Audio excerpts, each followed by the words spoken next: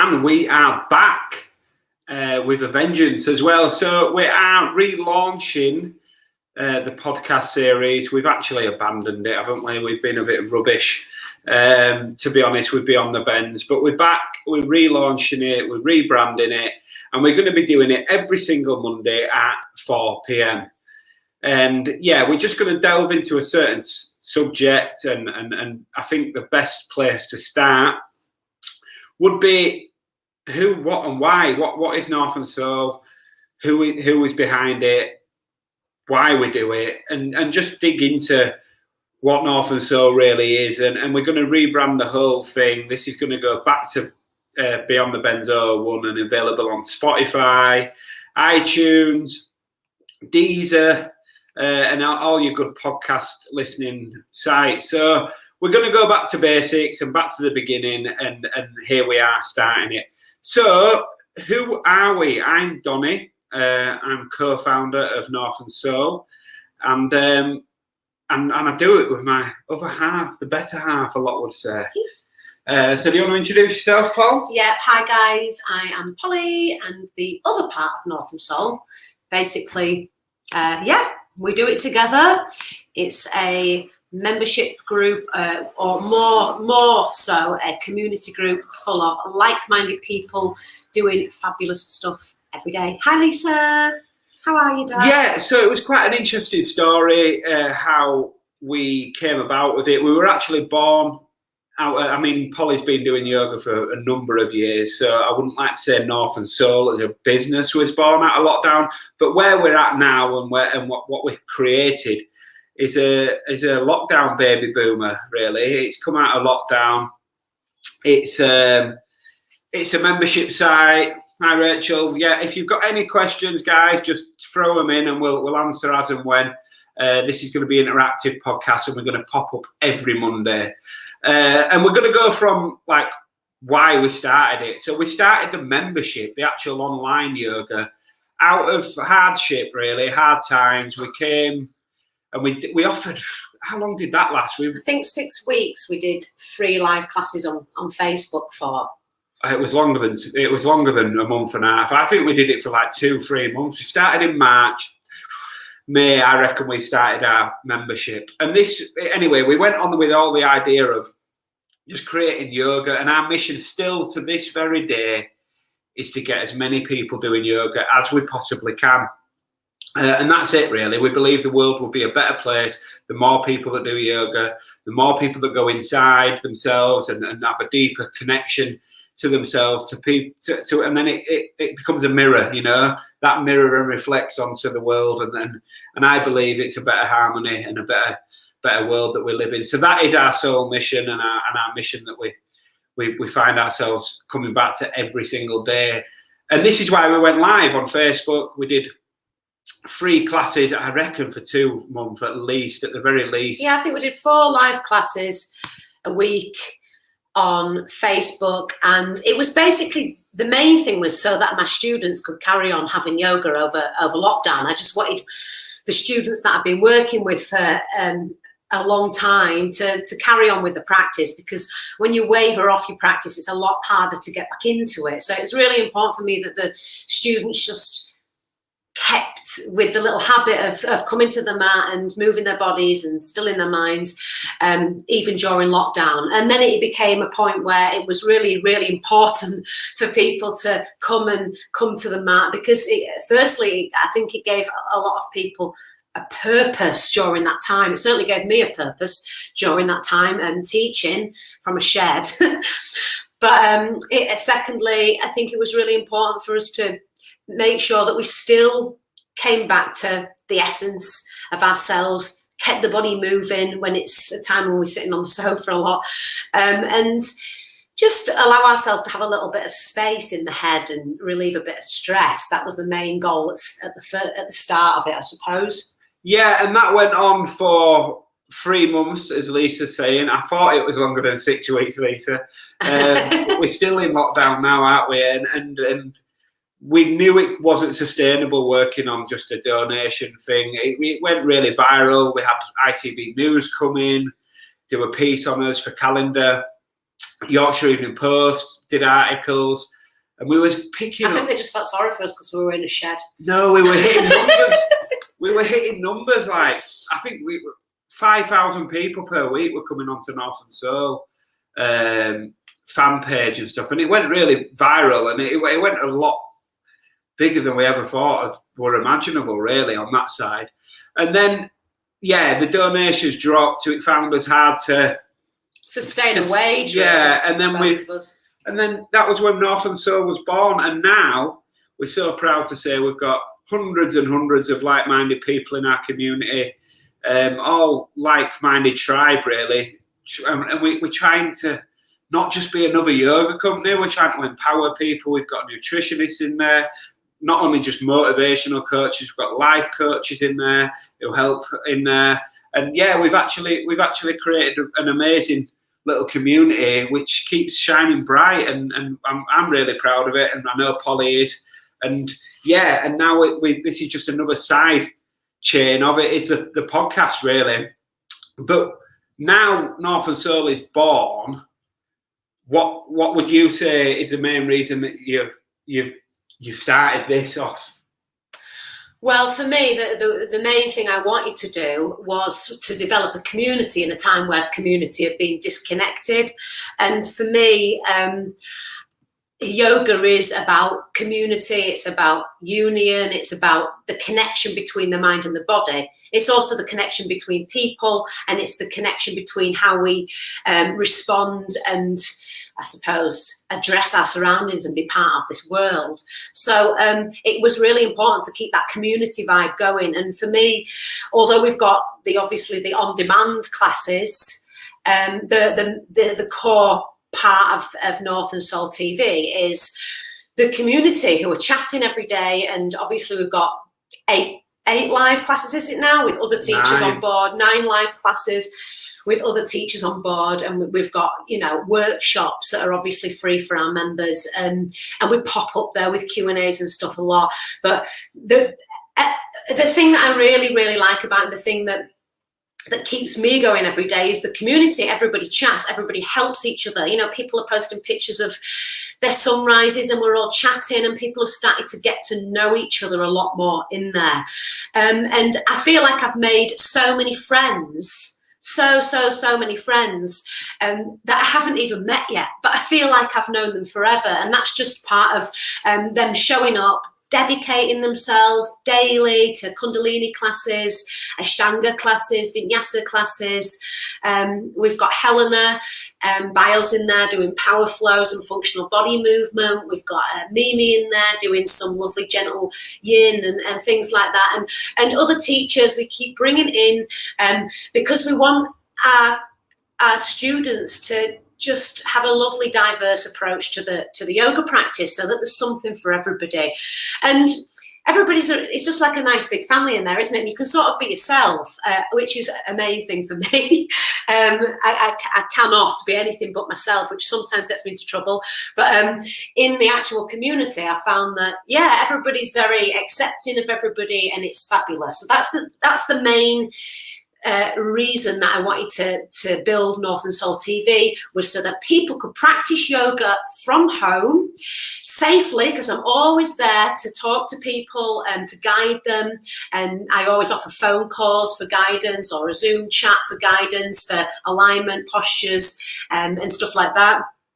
But secondly, what I really wanted to do with the business was to allow yoga teachers to actually benefit from having their own business with North and Soul TV. So personally, I always struggled working with studios, because for me, it was not affordable for me to be a yoga teacher, giving out so much energy, specifically in Kundalini yoga, which I specialize in.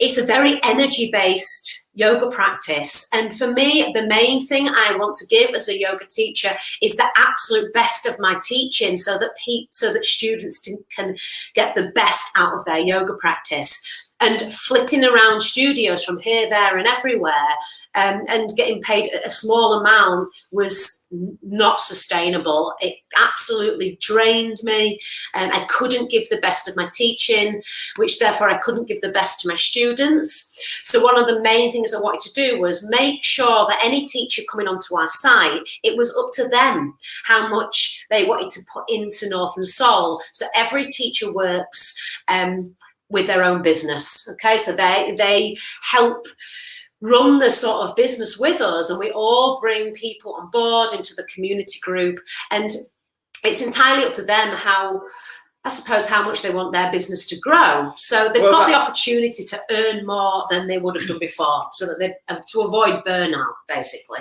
Yeah, and it's an interesting combo, because I've come from running festivals, events, promotion campaigns, and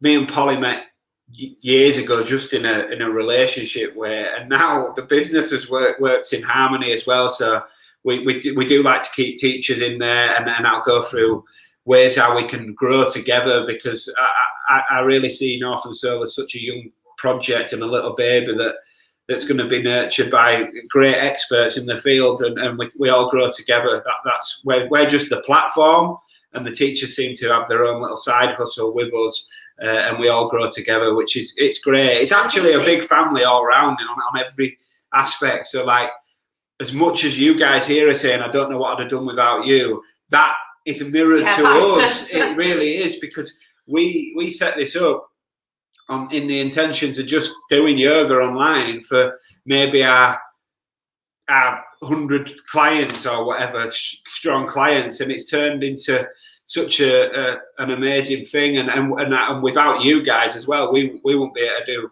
we wouldn't have got through these times as well. So the feeling is definitely mutual.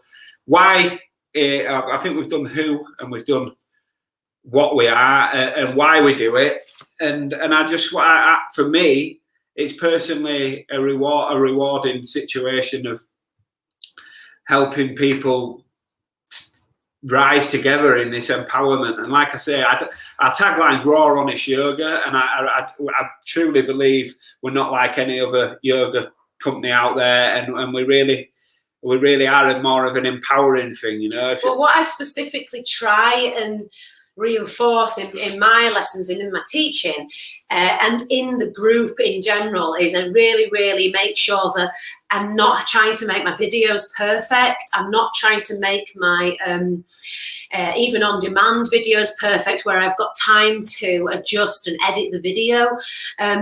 It's very much about keeping in all of those raw, edgy parts that make a person who they are, and so that we can all join together and know that yoga is not about perfection. It's not about perfecting a pose. It's not about a final outcome. It's not about a polished video. It's not about matching outfits. It's not about doing handstands. It is about coming back to your true, authentic self, removing layers. I like to think of yoga as an onion, just like you do. There's layers of onion. You're peeling one layer of sort of limiting beliefs, disconnection to yourself, other people's shit, societal expectations, and just layers and layers of rubbish coming off in a sustained and slow process, so that we're not getting straight to the core of the onion, because that would just make our eyes cry. But instead, it's about slowly, sustainably bringing us back to that core of who we really are before the world told us who we should be. And this is what I'm trying to teach in my yoga practice, is to be raw, be authentic, be yourself, even if you're not liked. It doesn't matter what other people think about you. It matters what you think about yourself and what you project to the world. And when you have that deep inner self-love and respect and compassion towards yourself, you can give that out to the rest of the world. And this is what I'm trying to teach in North and Sol TV and community, is coming back to your unapologetic, true, authentic self. Yeah, that was a long old speech. No, it's exactly how we both feel about North and Soul and the identity of this, and you do scroll through social media and it's so detached from what yoga really means and is. You know, you've got these crazy poses that are unachievable and they put you off. They're actually doing the opposite of making people want to start the practice. And I think it can be also quite daunting and when you see a yoga pose that you can't do. And hi, Carol. Hi, Carol. And this is what we do teach, coming back to yourself and that knowing that anyone can start, anyone can do it. We keep getting heard, oh, I'm not flexible enough and I can't do this.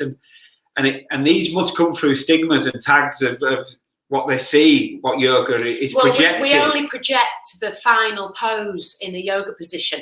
And unfortunately, and as a true believer of this, I really feel that we've become so detached from what yoga actually is that it's almost become a fashion, it's become an expensive outfit, it's become a glamorous pose, it's become something unattainable. An ego battle, really. You know? Exactly. It's become something, specifically in the West, now at the moment it's so fashionable, it's almost become something that we wear as I can get into this pose now.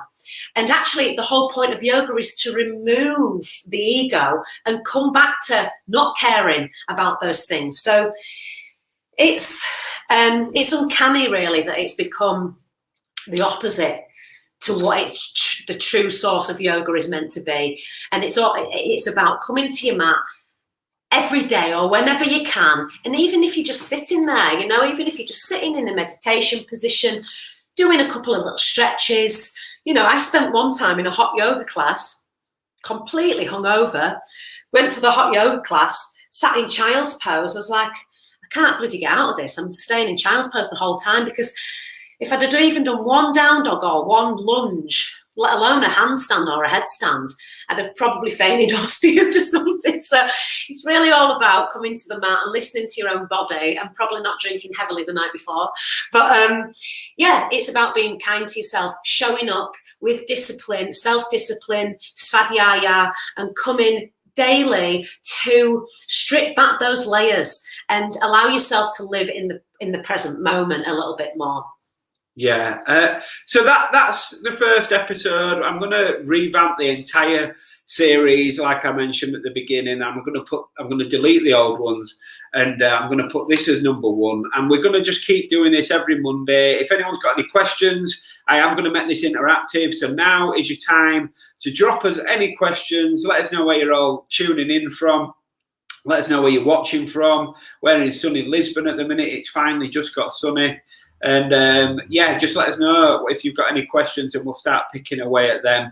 And this is going to go on every single Monday from 4 p.m. until, yeah, probably past. I mean, we like our podcasts for our runs and for other stuff if you ever want to listen back.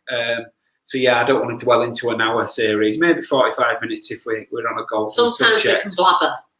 Yeah. Sometimes we can blabber, can't we? So yeah, let us know if you've got any questions, and we'll. I think there's a slight delay, isn't there? Pooling Wharfdale crew, go on. Lovely stuff. I remember when I used to live right next door to that place. So yeah, okie doke. I'll leave it. Interesting. Drizzly where? France. Oh, is it drizzly? It has been really drizzly here actually for a bit. Yeah, sure. This is our first 2 days of good spell. We've actually had the barbecue on. Okay, I think this is where we'll wrap it up, because I need to put this on Spotify and stuff. And if we haven't got any questions, we will wrap it up. Okay, peace and love. And that's an episode of Beyond the Bends. We will see you next week at 4 p.m. Ooh. Oh, we have a question. I struggle to stay in easy pose. Can you recommend stretches or practices to get into it? Yes, okay, sure. So easy pose, for those who don't know, let's say it's the cross-legged position that we might start a yoga practice in that isn't necessarily always an easy pose. So It's called easy pose. And I'm not sure why, really, because actually sometimes it's one of the most complicated poses. So my recommendation would be this. What we want to do in yoga is tend to keep quite a nice straight spine. Specifically, if you're in something like Kundalini yoga, we're always working with a straight spine, or eventually trying to build that straight spine. So if you're quite low to the ground and you're quite tight in the hips, you probably find that your spine is a little bit bent at times. What I would suggest is always work from thinking about where the spine, the awareness of the spine. So it might mean that you do one of a few things. If your hips are really, really, really tight, bring a chair or something like that into the practice to start to develop that tall spine, and work with strengthening the spine, lengthening the spine, and breathing into having that length, okay? If that's a little bit too high for you, come down a level. You might sit on something like a bolster, or a hard, chunky cushion, not a soft cushion, because a soft cushion, again, will round the spine and scrunch your hips up. So you might sit on a hard cushion or a bolster. You might sit on a yoga block. You might sit on some chunky books, just so that the hips are slightly lifted and the kneecaps are slightly falling a little bit lower than the hips. Okay, and at this point, you might need to engage your lower belly muscles a little bit, or your pelvic floor, to just lift the chest bone and lift the spine a little bit. So you're getting some space there again. When it comes to stretches, I always suggest that actually one of the best things you can do for each pose is to go into that pose, if that sort of makes sense. So it's almost like if you want to get better at running, go on a run. If you want to get better at walking, go on a walk. If you want to get better at sort of sitting in that externally rotated position with where the hips sort of move out to the side, start to work with the hips out to the side. Now, it might mean that you bring the soles of the feet together and take more of a Baddha Konasana, so that the knees drop out to the side and your feet are together, and you're just starting to maybe do a couple of little bounces. These are knees, by the way, with the knees, and just open out the hips a little bit like that. But I can drop you an inbox message, Carol, because you're part of the membership, and we'll have a little chat about that later. Yeah, don't worry about that. I think repetition is the mother of skill, and the more that you do that and flex out, I think it'll come up with time, and time is a recipe we almost forget is in most recipes. Well, it's in every recipe, isn't it? And we forget to... apart from curry. No, he's still got time on there. Right, we're talking about food, which always is a thing. There you go. Carol's responded. Okie dokie. Any more questions? You can bang them in here and we'll type them out, and we'll always get back to every single comment. Okay, for now, that is Beyond the Bends. This was episode 1, or relaunch of episode 1. We're back. And if anyone does want to join our community, hi, Joe. We've got a 14-day free trial, so you can come and test it. No money will be taken from your account until day 15, and you can leave at any point. So if you want to be a part of what North and Soul All is about, we welcome you with open arms to our lovely community. We've got live yoga classes, we have nutritionists, we have life coach and motivational coaches, we have workshops and events, and we have a lovely community that is waiting to welcome you. Okay, guys, peace and love. Thanks for tuning in. Bye.